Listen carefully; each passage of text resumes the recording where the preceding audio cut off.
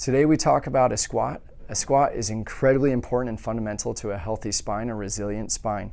And the first thing you do before you do a squat is you start in the perfect stance. And if you don't know what I'm talking about, refer back to your do's and don'ts. There's a video on there on the perfect stance. And you got to engage all those areas first. Your adductors, your external rotators, your transverse abdominals, all of that is engaged before you do a squat. Now, a squat is very healthy for somebody without a back injury, but an important part of the process to rehabbing a back injury, to getting you back to normal.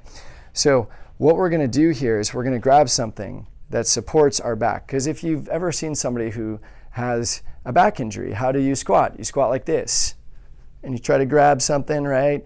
And here's the problem. You're doing that because you're not using your back at all. You're putting all the weight into your legs. You see that? But that does two things. It does protect your back, but it's shredding up your knees. You don't want to do that long term. When people start doing squats like this, that's not a squat, okay? There's zero athleticism there. But we have to protect our back while we learn a squat. So we need something to hold on to. So we're going to hold on to this, and we're going to put all of our weight going backwards. Now in a real squat, your knees never go past your laces. So they don't go this way. That's wrong. Those are legs. But there's a perfect dynamic of strength between the legs and the back when you do a squat. So I'm going to drop my butt back slowly in a 4-second count, 2, 3, 4, and then bring it back up, 2, 3, 4. So it's a controlled movement. I'm getting the proper pattern with the hips and the knees, but I'm not stressing the back because I'm supporting myself here.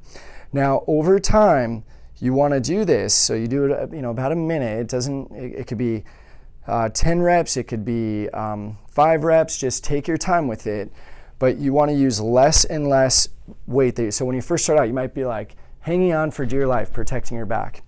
But eventually we want to get to a point where we don't use our hands at all. So I can take the pressure off, and look, my knees will not go in front of my laces.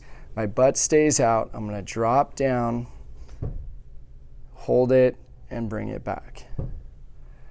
And that's what a perfect squat looks like. And if you look at it from the front, you'll notice my knees, as I drop down, they are about 15 degrees pointing outward. My feet are straight, but my knees are 15 degrees. And they actually start to go out as my butt drops down. And I could hang out here all day. Not all day, but for a while. And then you can start working on the 10-minute challenge where you hang out here for 10 minutes. And by that time, your back's in really good shape. And then bring it right back up. And we have this slingshot. And I'm a little bit tied down by the cord right now, but this goes around the knees, both knees, so that you can work on pushing your knees out. And that really anchors your butt with your back while you do that squat. Okay, so that's the perfect squat. Work on that.